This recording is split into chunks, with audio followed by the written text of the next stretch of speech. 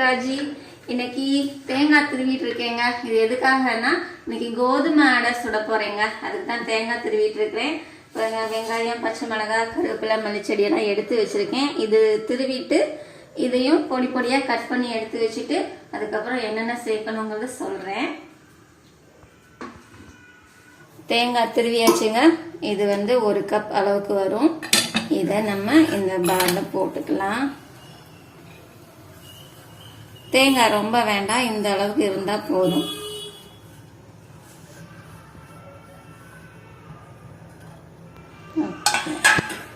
இப்போ இதையெல்லாம் கழுவி கிளீன் பண்ணி எடுத்து வச்சிருக்கேன். இதை கட் பண்ண போறேன்.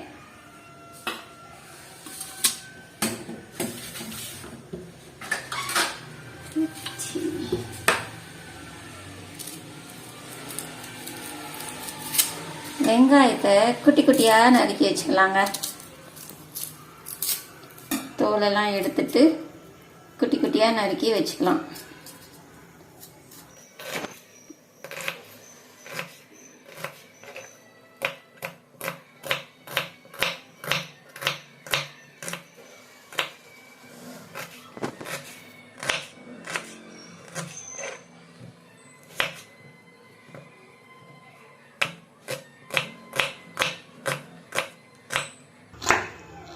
இங்கே பாட்டு படிச்சுட்டு இருக்கு.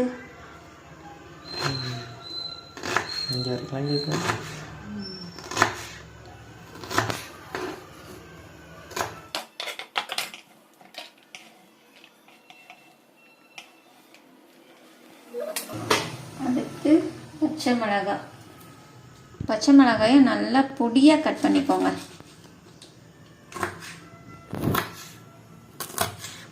இந்த அளவுக்கு நல்லா பொடியா கட் பண்ணிக்கோங்க.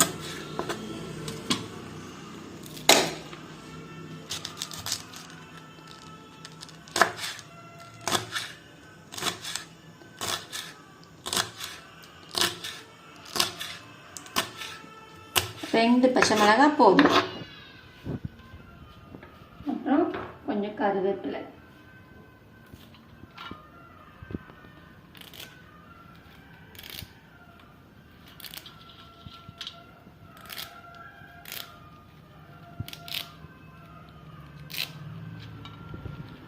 கருவேப்பிலையும் இப்படி மொத்தமாக வச்சுட்டு இதையும் குட்டி குட்டியாக கட் பண்ணிக்கோங்க.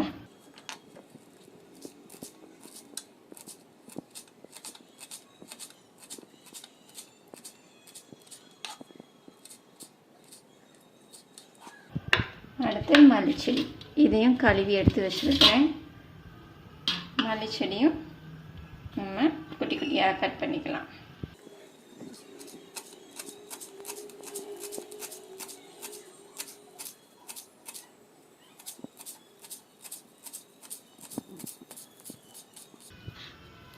அவ்வளோதான். இப்போ இதை எடுத்து இது ஒரு பிளேட்டில் வச்சுக்கலாம்.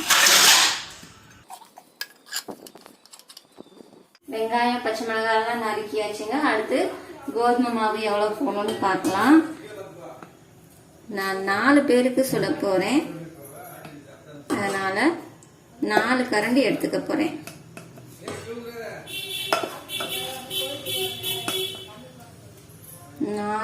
பெரிய கரண்டிக்கு 4 கரண்டி கோதுமை,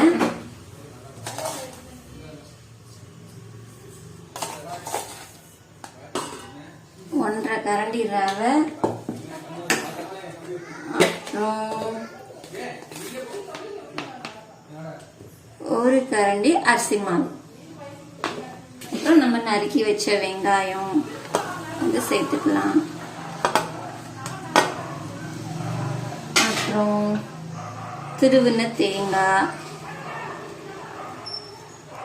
அடுத்து நறுக்கி வச்ச கருவேப்பிலை, மல்லிச்செடி, பச்சை மிளகாய் இதையெல்லாம் சேர்த்துக்கலாம்.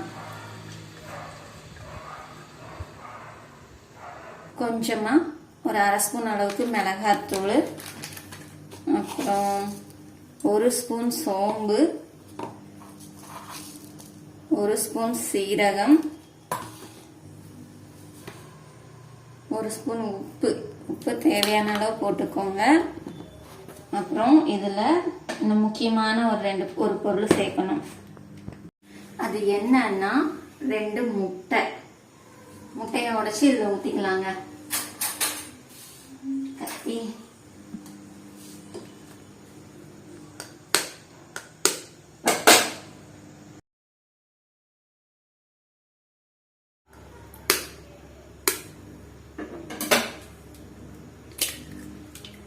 2 முட்டையை உடைச்சி ஊற்றியாச்சு. இப்போ நம்ம தேவையான அளவுக்கு தண்ணி ஊற்றி இதை ரொம்ப கட்டியாகவும் இல்லாமல் ரொம்ப தண்ணியாகவும் இல்லாமல் மீடியமாக கரைச்சி எடுத்துக்கலாம்.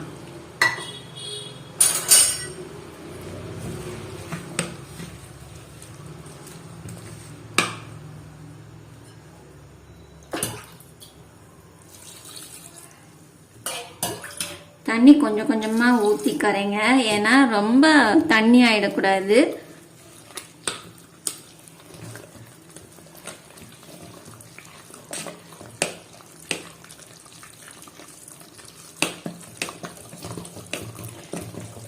நம்ம இப்படி எடுத்து தோசைக்கல்ல அப்படியே ஊத்துற மாதிரி இருக்கணும். இந்த அளவுக்கு இருந்தால் போதுங்க. இப்படி எடுத்து ஊத்துற அளவுக்கு இருந்தால் போதும். இப்போ மாவு ரெடி. நம்ம அடை சுட ஆரம்பிச்சிடலாம். தோசைக்கல்ல வச்சு ஸ்டவ் பற்ற வச்சுக்கலாம். கல் சூடானதுக்கு அப்புறம் மாவு ஊற்றி சுட வேண்டியதான். கல் சூடாயிடுச்சு. இப்போ ஊற்ற ஆரம்பிச்சிடலாம்.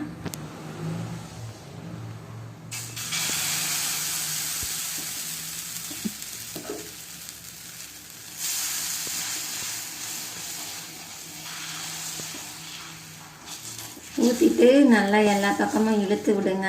ரொம்ப மொந்தையாக இருந்தாலும் அப்புறம் வேகாது.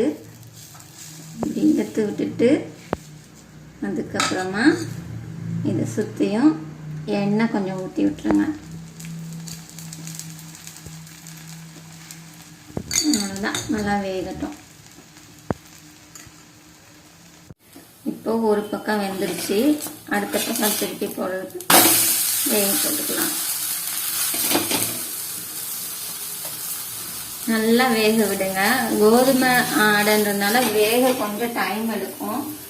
நம்ம நார்மலாக தோசை ஊற்றும் போது சீக்கிரமாக வெந்துடும். இதில் வெங்காயம் இதெல்லாம் சேர்த்துருக்கோம்ல, அதனால கொஞ்சம் வேகிறதுக்கு கொஞ்சம் டைம் எடுக்கும். 2லேருந்து 3 நிமிஷம் வரைக்கும் நல்லா வேக விடுங்க. வேக விட்டு அதுக்கப்புறமா எடுத்துக்கோங்க.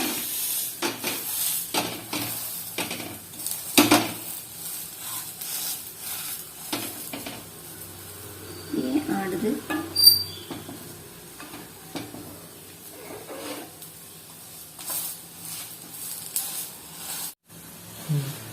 நம்ம இப்போ 2 பக்கமும் நல்லா வெந்துருச்சு. இப்போ இதை எடுத்துடலாம். அவ்வளோதான். நல்ல சுட சாப்பிட ரொம்ப டேஸ்டாக இருக்கும்.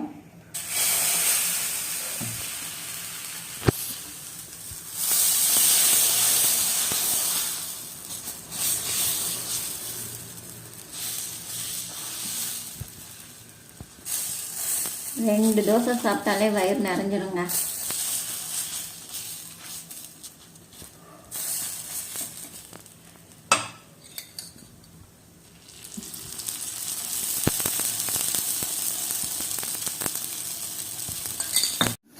இதுவும் வெந்துச்சு. இதையும் எடுத்துடலாம். இந்த அடை தோசைக்கு தேங்காய் சட்னி தக்காளி சட்னி ரெண்டுமே நல்லா இருக்குங்க. நான் இன்னைக்கு தேங்காய் சட்னி அரைச்சிருக்கேன். தேங்காய் சட்னி வச்சு டேஸ்ட் பார்த்துடலாம்.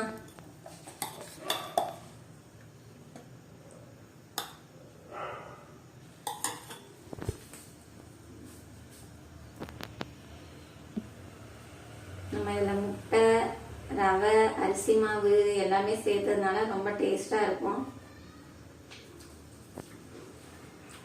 உண்மைக்கே சூப்பராக இருக்குங்க. நல்லா இருக்கு. நீங்களும் செஞ்சு பாருங்க. நைட்டு டிஃபனுக்கு செய்யலாம். நைட்டு டிஃபனில் நைட் டின்னருக்கு செய்யலாம். ஈவினிங் டிஃபனுக்கு செய்யலாம். ரொம்ப நல்லா இருக்கும். சுட சுட சாப்பிட்டா டேஸ்ட்டு ரொம்ப செம்மையாக இருக்குங்க. இந்த வீடியோ பிடிச்சிருந்தா வீடியோக்கு லைக் பண்ணுங்க. நீங்கள் நம்ம சேனல் என்ன சப்ஸ்கிரைப் பண்ணாமல் இருந்தீங்கன்னா சப்ஸ்கிரைப் பண்ணுங்க. மறுபடியும் அடுத்த வீடியோவில் இன்னும் ஒரு அழகான டிஷ்ஷோட பார்க்கலாங்க.